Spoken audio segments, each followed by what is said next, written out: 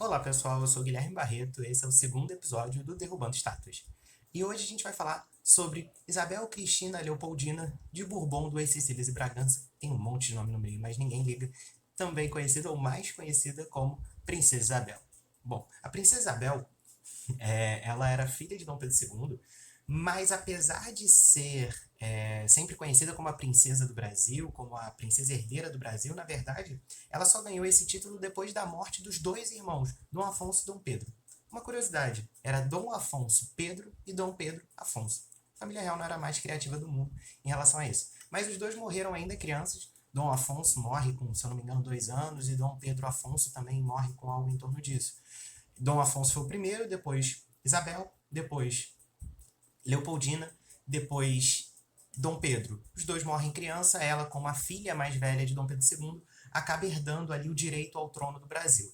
Mas o próprio pai não acreditava muito na capacidade dela em ser essa futura comandante do Brasil, seja em grande parte por uma questão de machismo da época. Ah, mas ele deu uma educação que um filho homem teria. Sim, mas essa desconfiança dele nas possíveis habilidades que ela tivesse ou que ela teria para governar o Brasil, ou que na verdade ela não teria, de acordo com ele, em grande parte se referem a uma característica muito forte da época. Se hoje em dia a gente vive numa sociedade machista, imagina uma sociedade brasileira do século XIX em relação a quem deveria comandar o país. O próprio Dom Pedro não acreditava muito que, caso ele morresse e ela herdasse o trono, que, bom, o Brasil continuaria sendo uma monarquia nessa situação. Ela acaba se casando ali com Dom Gastão de Orleans, que depois fica conhecido como Conde de, mas ele tinha ali toda a questão nobiliárquica necessária para que, bom, ele pudesse ser esse príncipe consorte, esse marido de uma herdeira do trono, no caso do Brasil. Ela mesmo com toda essa desconfiança do pai, ela teve uma ótima educação, como uma bela princesa deveria ter nesse momento, uma boa princesa deveria ter nesse momento, e ela, pela questão da própria hierarquia monárquica do Brasil, ela teve 3 períodos de regente no Brasil em viagens que o pai fez ao exterior, entre maio de 1871 e março de 1872, entre março de 1876 e setembro de 1877, e entre junho de 1887 e agosto de 1888, sem dúvida, esse período de maior relevância dela como regente, já que foi nesse período dela de regência, o pai estava na Europa por motivos de saúde, Dom Pedro já era muito velho para a época, 60 e poucos anos, e tinha uma saúde já muito debilitada. Ela, nesse período de regência, acabou assinando a Lei Áurea, que a gente vai falar um pouquinho mais para frente, no dia 13 de maio de 1888. Bom, como vocês bem sabem, no dia 15 de novembro de 1889, a República foi proclamada no Brasil,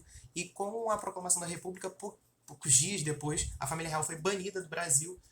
Eles passam um tempo em Portugal e depois ela, não só ela, né, na verdade, todos os membros da família real, ali, Dom Pedro, ela, os filhos, acabam indo para a França, onde ela acaba morrendo no ano de 1921. Bom, ela acaba se tornando essa estátua, essa figura reconhecida e muito conhecida, em grande parte não por ter sido princesa, mas como a redentora. Se construiu durante muito tempo um discurso dela como uma figura simpática, defensora, e às vezes até uma árdua defensora do abolicionismo no Brasil. Bom, ela teve de fato 2 atos muito interessantes enquanto regente no Brasil. Ela assina a Lei do Ventre Livre no dia 28 de setembro de 1871 e depois ela assina a Lei Áurea no dia 13 de maio de 1888.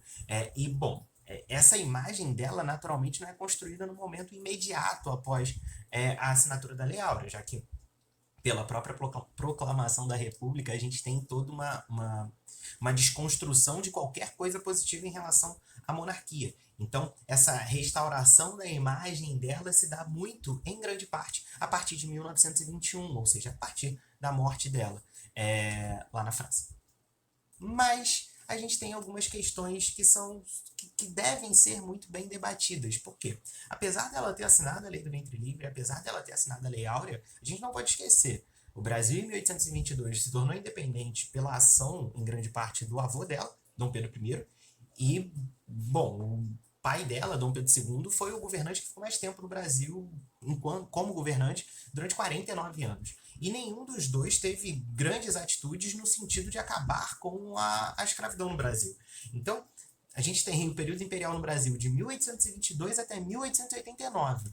De 1822 até 1888, a escravidão foi uma das principais bases da sociedade, da economia do país. Então é muito complicado a gente ter essa ideia de que, não, a princesa Isabel era abolicionista. Desculpa, mas a maior parte da família dela agiu e se beneficiou durante décadas da escravidão no país.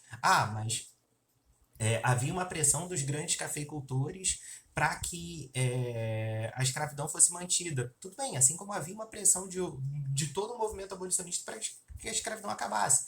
A diferença é que, com o tempo, a quantidade de pressão do lado para manutenção foi diminuindo, enquanto a pressão para o lado que acabasse aumentou.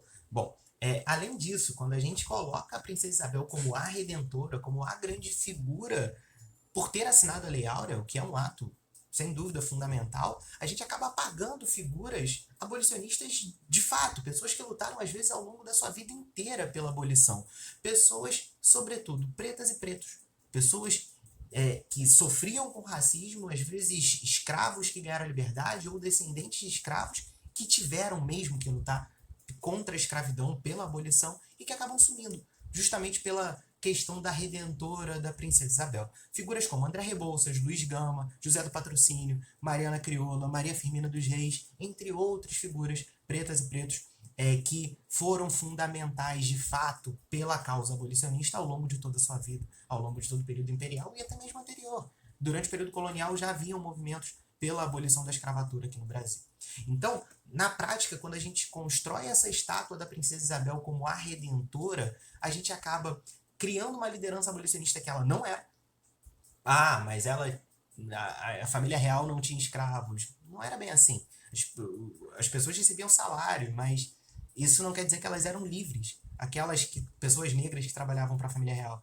Então, tem alguns discursos que foram criados com o tempo, em grande parte para tentar redimir a imagem da família real, em grande parte por setores monarquistas da sociedade brasileira.